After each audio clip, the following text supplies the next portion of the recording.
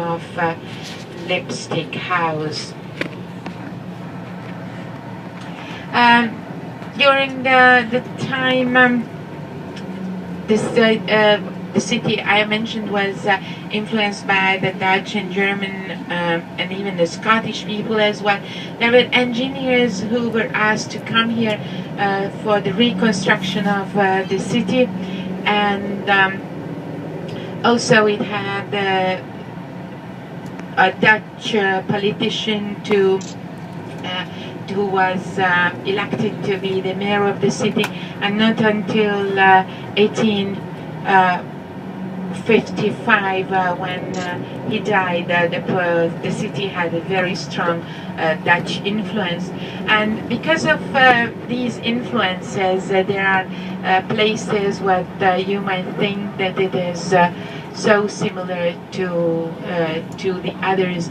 On the right hand side, one of the main squares of Gothenburg, and also the founder of Gothenburg, the statue you can see over there, and a church, one of the oldest one as well. Also you can see a lot of bikes because in those areas which is not so hilly, it is very popular to bike. And not only river we have here, but channels. That was the reason why the Dutch architects were asked to come here, because they were so well in building bridges and to give the form of the city itself as well.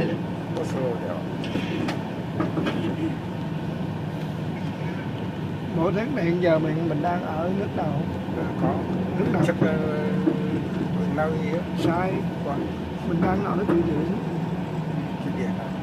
Đi biển Na Uy phía bên kia, hiện giờ mình phải qua Thụy Điển rồi mới lên Na Uy được. Hiện giờ mình đang ở phần đất của Thụy Điển. The big market you can see on the right hand side, and as long as this was also the part where the East Indian and the West Indian Company had offices in the 18th century, so it was also a very important trade city as well. Since the East Indian Company moved, so their main building used to office is these days the City Museum. And middle of the 19th century, a completely different completely different plan was made from the city. That is the time from where we have the big parks. You can see on the left hand side, and some of the main avenues were built as well. The main theater, you can see it on the right hand side, and not only we have the rays of the trams here, but we are driving on one of those two main street Gothenburg has. This one is one of those, and the one is just crossing us.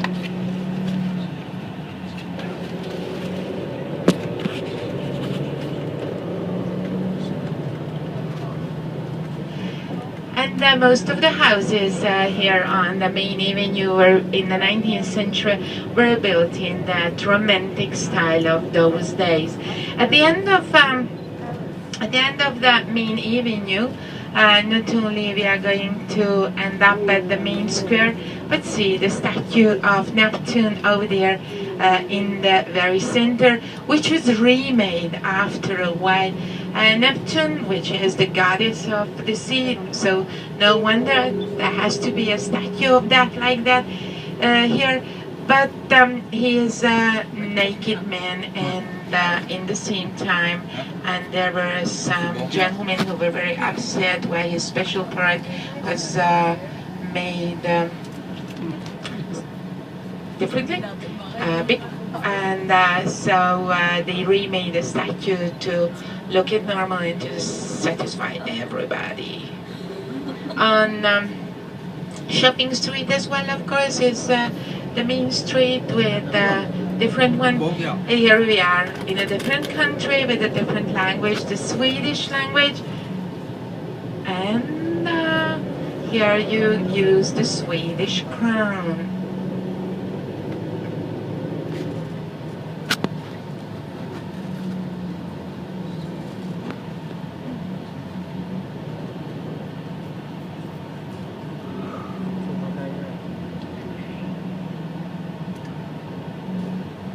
Sweden vàng là Sweden. No Sweden.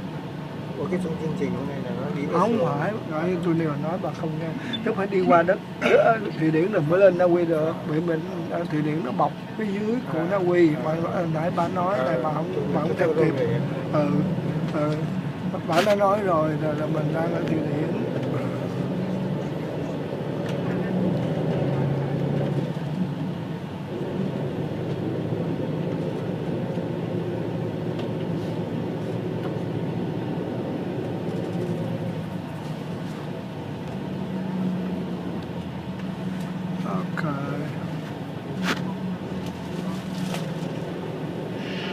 And so ahead of us is their Fine Art Museum, and also on the right hand side the Fine Art Museum of Göteborg.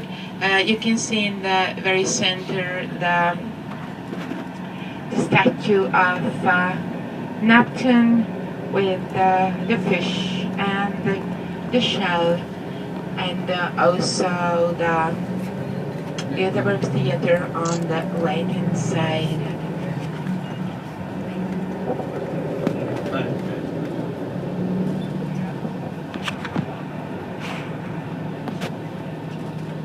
Public transportation is quite good here as well, and also Sweden and Göteborg is very famous of football or soccer as well. In a way, that is the birthplace of Swedish soccer. Already played a match here in 1892, and not only their amusement park, it is very famous. Look at these old houses from the middle of the early 19th century, late 18th century apartment buildings. And the amusement park is going to come on the right hand side.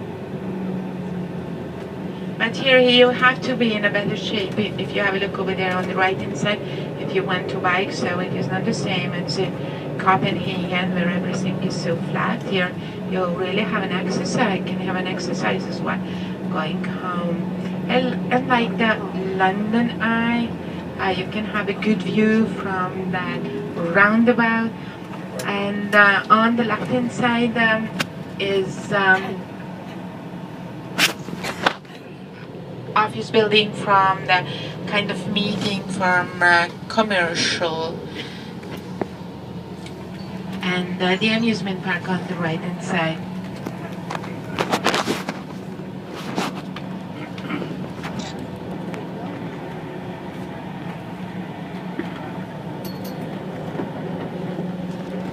From here you can also catch the kind of construction, how these long skyscrapers are built in the very center for the elevators and facilities in the building. And that is also, of course, one of the options.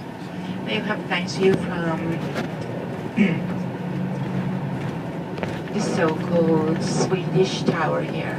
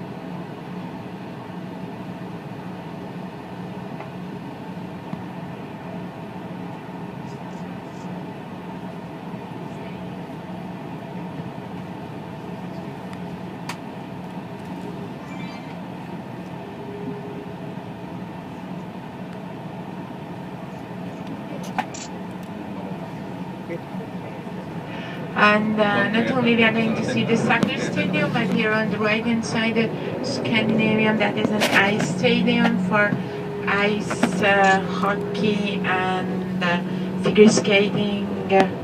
For speed skating, it is too small.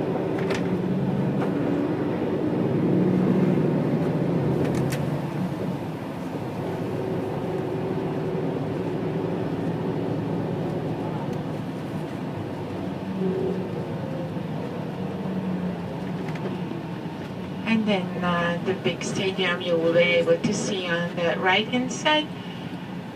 It's still a small one we are passing, and football, soccer is not only very popular, but they really have good teams as well. But Denmark has a good national team also, so football and the Swedish ice hockey team is also very good all the time.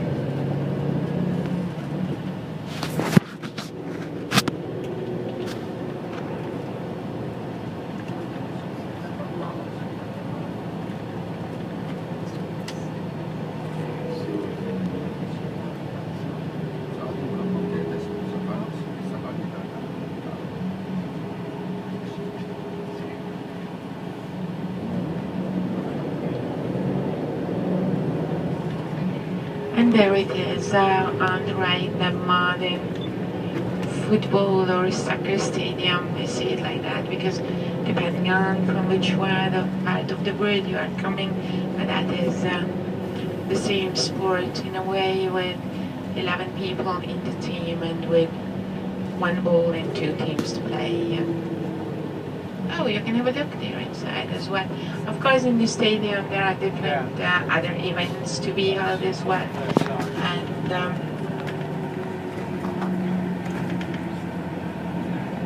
And also time to time it happens that there are concerts also, or athletic events, not only football matches. And then we hit the road and we are going to drive towards Oslo, which is going to be a kind of scenic drive for us today as well. And already today we are going to see the Norwegian fjords also.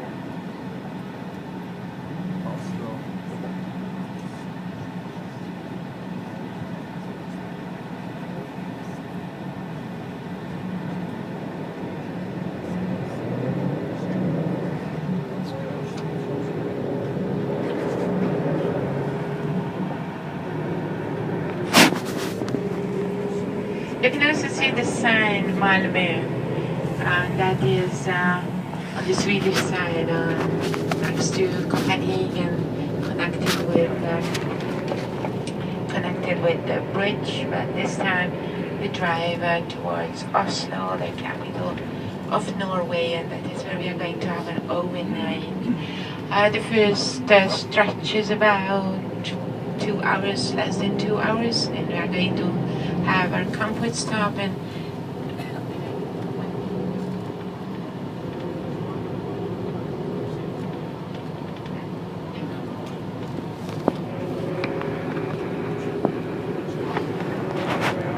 so less than 2 hours, maybe even an hour and a half, where we have our comfort stop, and from there another 2 hours, and we end up in the hotel. What I have, there was a gentleman who asked that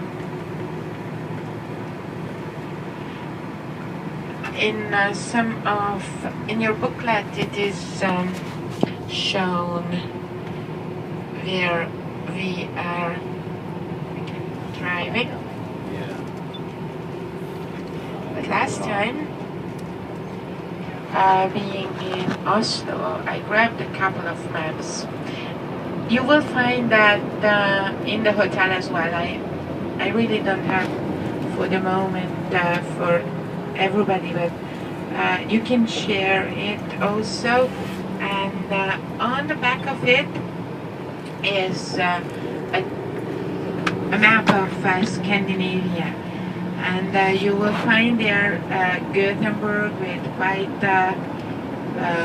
big letters, and then a little bit to the north you can find Oslo, so you have the idea where we are going now, which direction we are moving.